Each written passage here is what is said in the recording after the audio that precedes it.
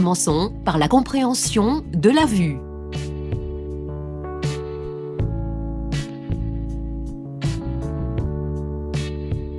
Sans bouger les yeux, l'angle de vue d'un œil est de 55 à 60 degrés.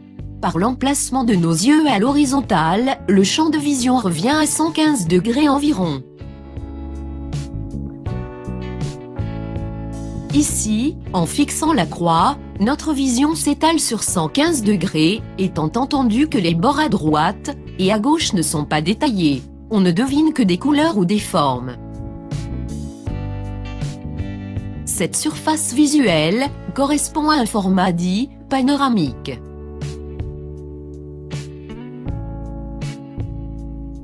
Si on fait abstraction des zones les plus floues, à droite et à gauche, on obtient le format 4/3 qui permet d'enrichir notre vision, mais en perdant ce confort panoramique.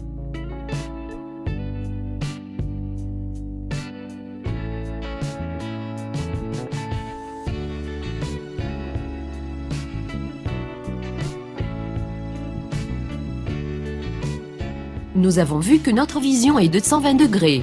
En format horizontal. Si la même image est en position verticale, vous sortez du cadre de votre vision, toujours en fixant un point central. Autrement dit, si vous levez les yeux, dans cet exemple, vous verrez encore moins le bas de l'image. L'unique solution, c'est la contraindre dans un espace dont la hauteur ne varie pas, que ce soit l'écran d'ordinateur, la télévision ou au cinéma. Si on s'amusait à remettre en horizontal cette image, voyez la surface de lecture perdue. Un autre exemple, ici, avec la contrainte de la hauteur, on voit ce que l'on perd. En réduisant l'image, on diminue la perception des détails. Le résultat ? Les 57% de l'image sont un piètre résultat du rendu d'une image. Plutôt que de perdre plus de 50% de la surface, optez pour une prise de vue horizontale. Cela aura pour effet de mettre en valeur l'image elle-même.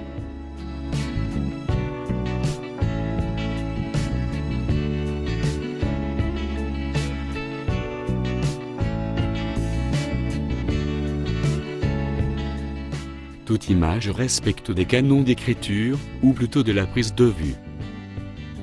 En photographie, on subdivise l'image en 3 bandes verticales et horizontales, ici symbolisées par les lignes jaunes. Pour un confort visuel et un décryptage de l'image par votre cerveau, adaptez les centres d'intérêt de l'image sur ces lignes. Ici le moulin. Ou dans des bandes, comme la mer et les premiers plans. N'oubliez pas de laisser un espace de respiration à l'image, pour éviter de surcharger l'image. Dorénavant, vous prendrez des photos en respectant ce qu'on appelle la règle des tiers. Aujourd'hui, certains appareils photo affichent cette grille qui respecte cette règle. N'hésitez pas à la mettre.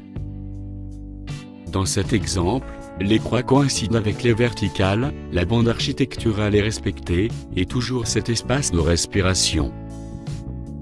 À l'intersection de ces lignes, virtuelles bien sûr, se trouvent ce qu'on appelle les points forts de l'image. Techniquement, la valeur esthétique d'une image ne se trouve que sur un ou plusieurs points forts.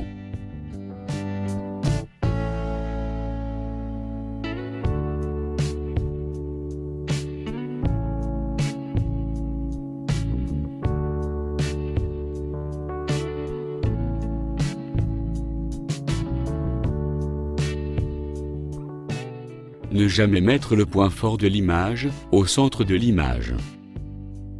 Lorsqu'un sujet est centré, on dit « en plein dans la pastille ». À éviter en photographie, car ce n'est pas une photo d'identité.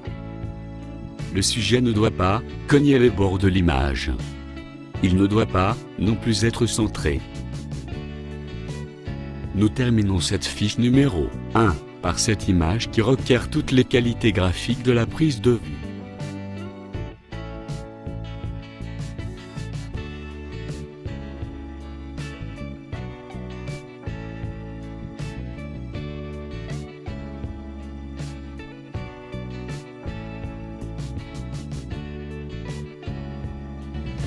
Prenez plaisir à composer vos images.